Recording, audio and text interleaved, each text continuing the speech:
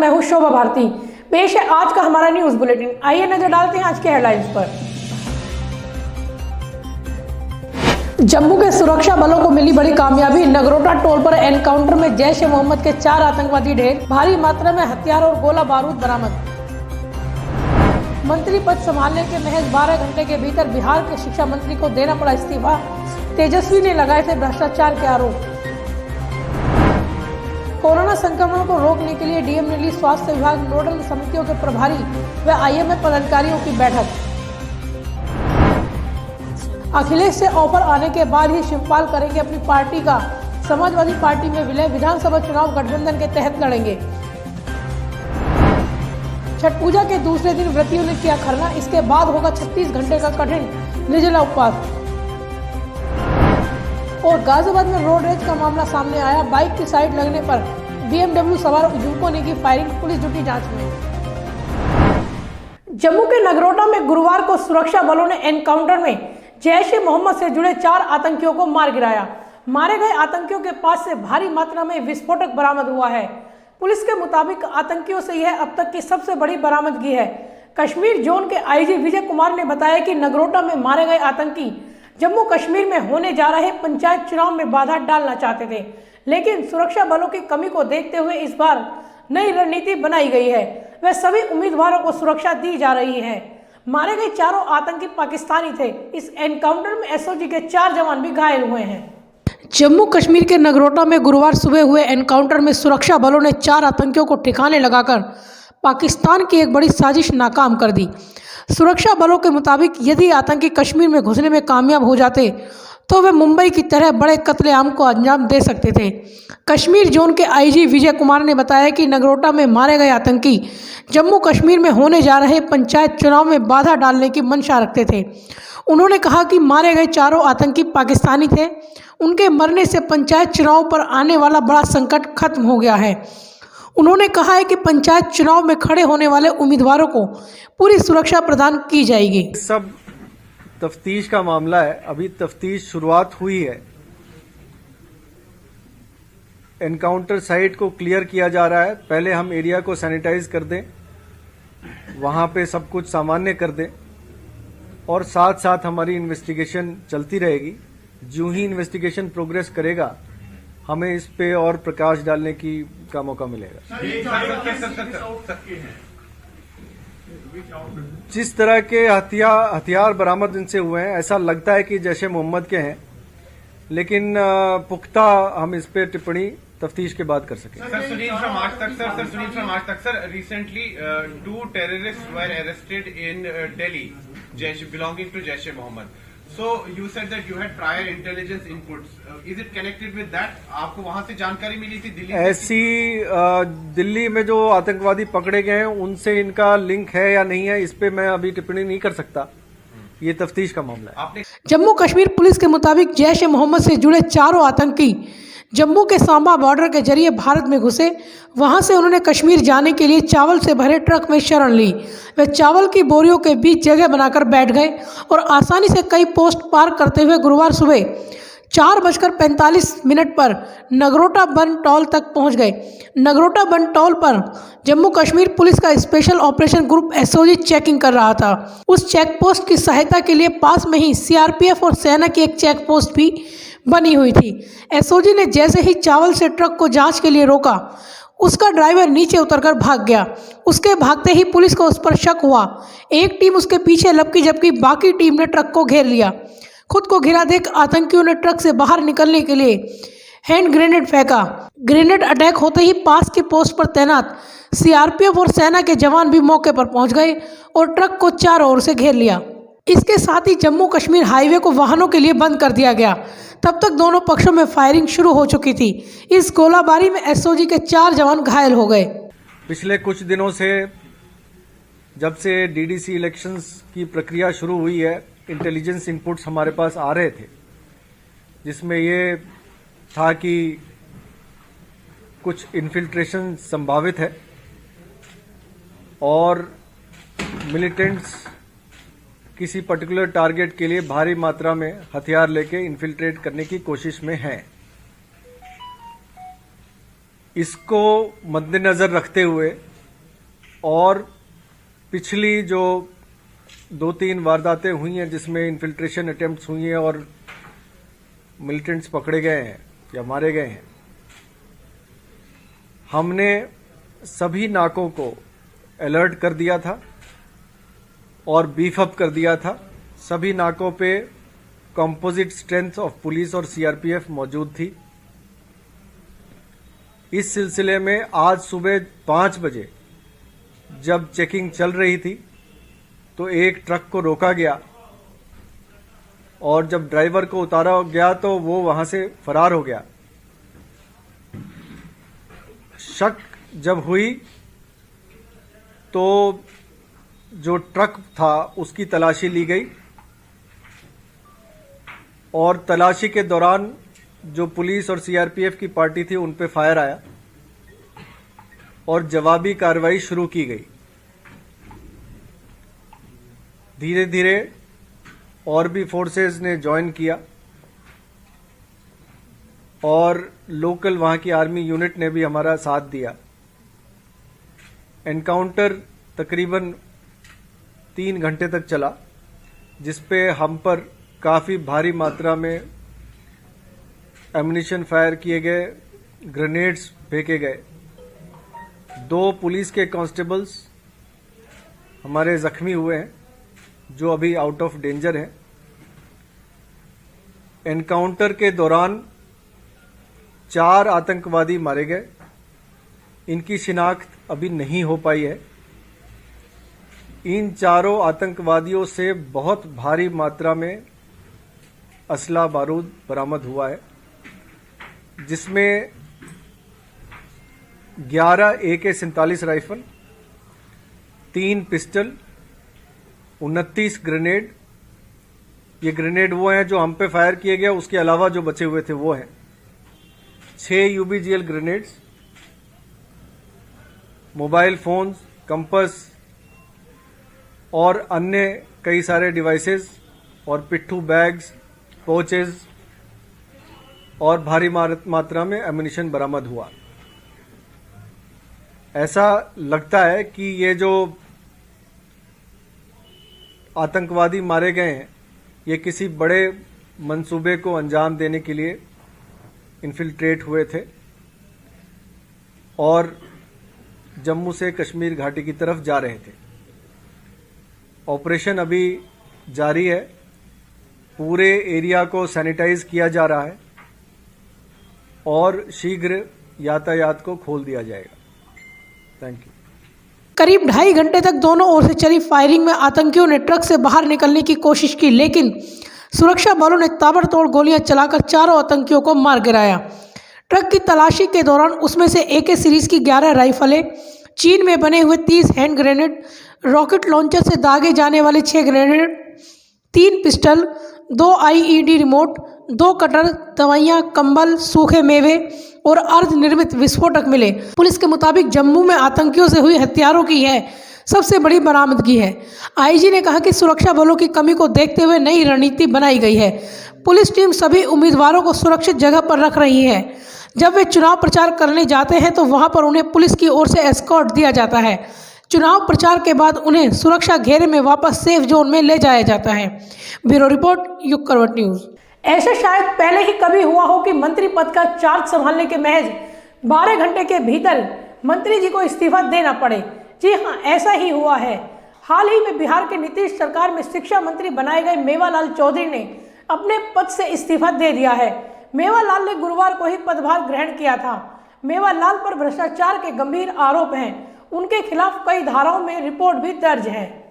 ऐसा शायद पहले कभी नहीं हुआ है कि मंत्री पद का दायित्व संभालने के महज 12 घंटे के भीतर ही इस्तीफा देना पड़े। जी हां, ऐसा ही हुआ है। हाल ही में बिहार में नीतीश कुमार सरकार में शिक्षा मंत्री बने मेवालाल ने अपने पद से इस्तीफा दे दिया है। मेवालाल ने गुरुवार को पद की जिम्मेदारी संभाली थी। बताया जा रहा है कि भ्रष्टाचार के इल्जाम लगने के बाद उन्होंने इस्तीफा दिया। चार्ज संभालने के बाद वे मीडिया के सवालों के जवाब में परेशान नजर आ रहे थे।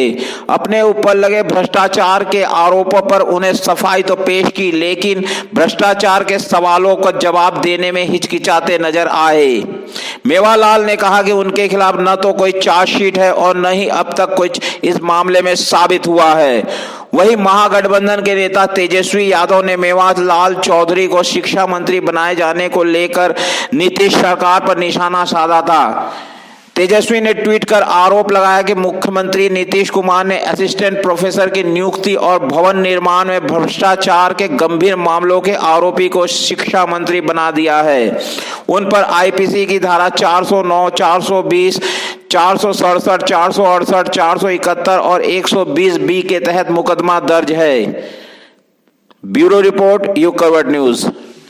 गाजियाबाद के कबीरनगर क्षेत्र में रोड रेज का एक मामला सामने आया है। लग्जरी BMW कार से बाइक की साइड लग जाने से गुस्साए कार सवार बदमाशों ने फायरिंग कर दी। इस फायरिंग में बाइक सवार बाल बाल बच गया।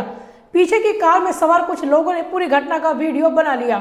पुलिस ने मामले की रिपोर्ट दर्ज कर ली है। कार सवार युवकों की तलाश की जा रही है। गाजियाबाद में BMW कार सवार बदमाशों द्वारा बाइक सवार एक दंपत्ति पर पहले छींटाकशी फिर विरोध करने पर युवक पर फायर झोंकने का मामला सामने आया है। इस पूरी घटना का वीडियो सोशल मीडिया पर वायरल हो गया है। मामले में गाजियाबाद पुलिस ने केस दर्ज कर लिया है। बदमाशों की सरगर्मी से तलाश जारी है। पूरा मामला रोड रेज का बताया जा रहा है। गाजियाबाद के थाना कबीरनगर क्षेत्र के अवंतिका इलाके से लाइव फायरिंग का वीडियो वायरल हो रहा है, जिसमें लग्जरी गाड़ी BMW में सवार कुछ युवक बाइक सवार युवक पर फायरिंग करते हुए नजर आ रहे हैं। लग्जरी कार की बाइक से टक्कर लगने के बाद बाइक सवार युवक जब गाड़ी को रोकने की कोशिश करता है तभी ड्राइविंग सीट से बाइक सवार युवक पर फायरिंग की जाती है। गनीमत यह रही कि इस फायरिंग में बाइक सवार युवक को गोली नहीं लगी। पुलिस की शुरुआती जांच में गाड़ी का रजिस्ट्रेशन नंबर जिस व्यक्ति के नाम है वो गाजियाबाद के ही शास्त्री नगर इलाके में रहता है। पुलिस उसके पास पहुंच गई, मगर पता चला कि इस व्यक्ति ने यह गाड़ी कुछ महीने पहले कैला भट्टा इलाके में रहने वाले एक शख्स को बेच दी थी। पुलिस अब उस शख्स की तलाश कर रही है। वायरल वीडियो में दिख रहा है कि BMW कार एक बाइक सवार दंपत्ति के पास रुकती है। उसके बाद बाइक सवार युवक तेजी से कार की तरफ जाता है। जैसे ही वह कार सवार ड्राइवर के पास जाता है, गोली चलने की आवाज सुनाई देती है। इसके बाद BMW ड्राइवर कार को भीड़ से अलग रास्ता पकड़कर भगा देता है। युवक उसके पीछे भागता है। इस पूरी घटना का वीडियो पीछे चल रही कार में बैठे कुछ युवक बना लेते हैं। उधर मामले में एसपी सिटी अभिषेक वर्मा का कहना है कि FIR दर्ज कर ली गई है। 307 आईपीसी और 279 सेक्शन 7 क्रिमिनल एक्ट के तहत मामला दर्ज कर लिया गया है। तहरीर के आधार पर जांच की जा रही है। फायरिंग करते हुए एक वीडियो सामने आया है। इस वीडियो को संज्ञान में लेते हुए तुरंत पुलिस इस गाड़ी की खोज में लग गई है। साथ ही साथ पूरे जनपद में चेकिंग लगा करके इस गाड़ी की खोज करी जा रही है और तहरीर लेकर के इनके ऊपर सख्त धाराओं में मुकदमा पंजीकृत किया जा रहा है और आगे कार्रवाई प्रचलित है। इनको जल्द गिरफ्तार कर जेल भेजा जाएगा। ब्यूरो रिपोर्ट, युग करवट न्यूज।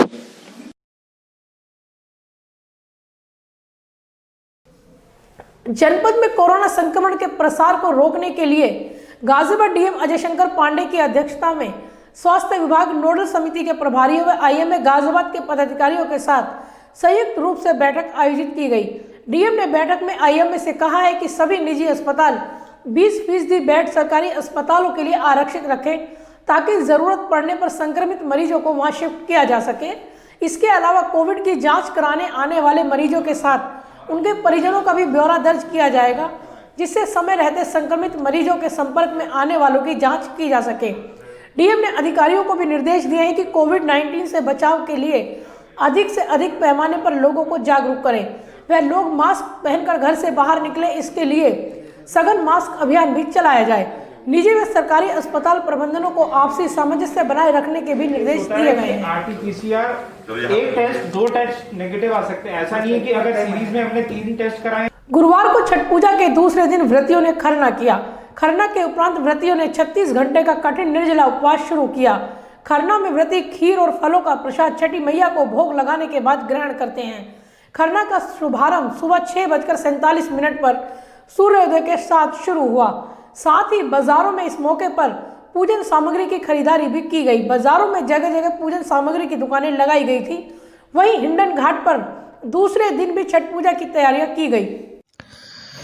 गुरुवार को छठ पूजा के दूसरे दिन खरना के उपरांत 36 घंटे का निर्जला व्रत शुरू हुआ। छठ पूजा का पहला दिन नहाय खाए के साथ शुरू होता है और दूसरे दिन खरना किया जाता है। खरना में व्रती खीर और फलों का प्रसाद बनाकर अर्घ्य देने के उपरांत प्रसाद ग्रहण करते हैं और उसके बाद 36 घंटे का कठिन निर्जला व्रत शुरू होता है। छठ पूजा के दूसरे दिन खरना का शुभारंभ सुबह 6:47 पर सूर्योदय के साथ शुरू हुआ। खरना पूजा में पूरे दिन व्रत रखकर इसके बाद शाम को व्रतियों ने गुड़, अरवा चावल व दूध से खीर बनाई व उसका भोग छठी मैया को लगाया। ऐसा माना जाता है कि माँ छठी एकांत व शांत रहने पर ही भोग ग्रहण करती है। यह प्रसाद भी चूल्हे पर बनाया जाता है। हिंदू पंचांग के अनुसार कार्तिक मास की पंचमी को खरना मनाया जाता है। छठ पूजा का पहला अर्घ्य अस्ताचलगामी सूर्य को शुक्रवार को दिया जाएगा, तो वहीं 21 नवंबर को उदयमान सूर्य को दूसरा अर्घ्य दिया जाएगा। सूर्य को अर्घ्य देने के बाद ही व्रती प्रसाद ग्रहण करेंगे। कहा जाता है कि सूर्य स्नान 100 बीमारियों से बचाता है, वैसे इम्यून सिस्टम भी मजबूत होता है। खरना का दिन बड़े पैमाने पर छठ पूजन की सामग्री की भी खरीद की जाती है, जिसमें विशेष तौर पर बांस के सूप टोकरी को लिया जाता है, जिसमें प्रसाद की सामग्री रखी जाती है। पूजन सामग्री में लौंग, बड़ी इलायची, पान सुपारी, अग्रपात, गड़ी छोड़ा, चने, मिठाई, कच्ची हल्दी, अदरक, केला, नींबू, सिंघाड़ा, सुथनी, मूली, नारियल, सिंदूर, अमरूद, शरीफा, संतरा, अनानास, गन्ना, तिल, साठी के चावल का चिवड़ा, चावल के लड्डू, ठेकुआ शामिल कर उन्हें बांस के सूप में रखकर सूर्य को अर्घ्य दिया जाता है। बाजारों में जगह जगह गुरुवार को पूजन सामग्रियों की दुकान लगी, जहां बड़ी पैमाने पर व्रतियों ने सामग्री की खरीद की। पुराना बस अड्डा सब्जी मंडी, घंटाघर सब्जी मंडी, अर्चला, शहीद नगर आदि क्षेत्रों में पूजन सामग्री की दुकान लगाई गई। वहीं हिंडन नदी पर भी दूसरे दिन जिला प्रशासन और व्रतियों के परिजनों द्वारा पूजा की तैयारियों को अंतिम रूप दिया गया। बड़ी संख्या में पूजा वेदी हिंडन घाट पर तैयार की जा रही हैं, जिन्हें तिरंगे रंग के अलावा खूबसूरत रंगों से भी सजाया जा रहा है। ब्यूरो रिपोर्ट, युग करवट न्यूज़। गौतम बुद्ध नगर के दनकौर में 10वीं कक्षा के एक छात्र ने अपनी सहपाठी छात्रा को अंगूठी पहना दी। इतना ही नहीं, उसने पूरी घटना का वीडियो भी बनाया है। अब इस वीडियो को सार्वजनिक करने की धमकी देकर छात्रा पर बातचीत करने का दबाव बना रहा है। शिकायत पर पुलिस ने 2 पक्षों को बुलाकर समझौता करा दिया है। छात्र को चेतावनी देकर छोड़ दिया गया है। गौतम बुद्ध नगर के थाना दनकौर क्षेत्र के विलासपुर कस्बे में रहने वाली एक नाबालिग छात्रा को उसकी कक्षा में पढ़ने वाले एक नाबालिग छात्र ने जबरन अंगूठी पहना दी। छात्र ने पूरी घटना का वीडियो भी बना लिया। पुलिस उपायुक्त जोन तृतीय राजेश कुमार सिंह ने बताया कि बिलासपुर कस्बे में रहने वाली एक नाबालिग छात्रा को उसी की कक्षा के एक छात्र ने 10 दिन पूर्व अंगूठी पहनाई थी। उसी दौरान छात्र ने उसका वीडियो भी बना लिया। अब वीडियो का सहारा लेकर उससे फोन पर बात करने के लिए दबाव बना रहा है। आरोप है कि छात्र छात्रा को ब्लैकमेल कर रहा है। डीसीपी ने बताया कि इस मामले में कस्बे के संभ्रांत लोगों ने दोनों पक्षों को बैठाकर समझौता करा दिया है। बिलासपुर कस्बे में एक बच्ची को बच्चे द्वारा अंगूठी पहनाने की बात सामने आई है। दोनों नाबालिग बच्चे हैं और सहपाठी भी हैं, एक ही स्कूल में पढ़ते हैं। परिजनों द्वारा आपस में मिलकर के संभ्रांत व्यक्तियों के साथ एक समझौता हो गया है और उसमें यह बात आई है कि नादानी में यह गलती उनसे हो गई है। उन्होंने लिखित समझौता दाखिल किया है कि भविष्य में इसकी पुनरावृत्ति नहीं होगी और पीड़ित के परिजन द्वारा यह लिख के दिया गया है कि वो कोई कार्रवाई नहीं चाहते। वहीं छात्रा के परिजनों ने पुलिस को लिख कर दिया कि वे इस मामले में अब कोई कार्रवाई नहीं करना चाहते हैं। छात्र और उसके परिजनों को हिदायत दी गई है कि वे किशोरी के साथ आगे कोई संपर्क नहीं रखेंगे। ब्यूरो रिपोर्ट, युग करवट न्यूज। प्रगतिशील समाजवादी पार्टी के अध्यक्ष शिवपाल सिंह यादव अगला चुनाव गठबंधन कर लड़ेंगे, लेकिन किस दल के साथ गठबंधन करेंगे यह अभी तक तय नहीं किया गया है। उन्होंने कहा है कि उनकी पार्टी का सपा में तभी विलय करेंगे अगर अखिलेश की ओर से कोई ऑफर आएगा। शिवपाल ने कहा है कि उनकी पार्टी को अखिलेश की ओर से ऑफर का इंतजार है। शिवपाल यादव उन्नाव में पत्रकारों से बातचीत कर रहे थे। पूर्व मुख्यमंत्री अखिलेश यादव के चाचा और प्रगतिशील समाजवादी पार्टी के राष्ट्रीय अध्यक्ष शिवपाल सिंह यादव का कहना है कि 2022 विधानसभा चुनाव में उनकी पार्टी गठबंधन कर चुनाव लड़ेगी, लेकिन किस दल से गठबंधन होगा यह अभी तय नहीं है।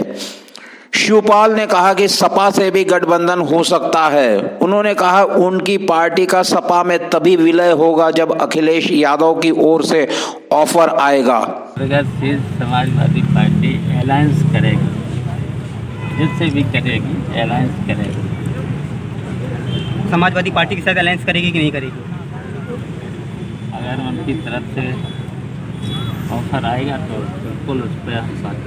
अखिलेश यादव से मिलने कब जाएंगे, इस सवाल के जवाब में शिवपाल यादव ने कहा कि जब अखिलेश का बुलावा आएगा तब वह इस बारे में सोचेंगे। वहीं उन्नाव के पत्रकार सूरज पांडे के मामले में शिवपाल ने कहा कि उनकी पार्टी पीड़ित परिवार को न्याय दिलाने का काम करेगी। प्रदेश में लाइन आदर नाम की कोई चीज है नहीं, और चाहे दिल्ली की सरकार हो चाहे उत्तर प्रदेश की सरकार नहीं रखती, इनके मेड़े की वजह से पूरे देश और प्रदेश की जनता मुसीबत में दुखी है। तो अब प्रगतिशील समाजवादी पार्टी ने तय किया है कि जनता की समस्याओं को लेकर के अब हम जनता के बीच जाएंगे और इन समस्याओं को जनता के बीच रखेंगे।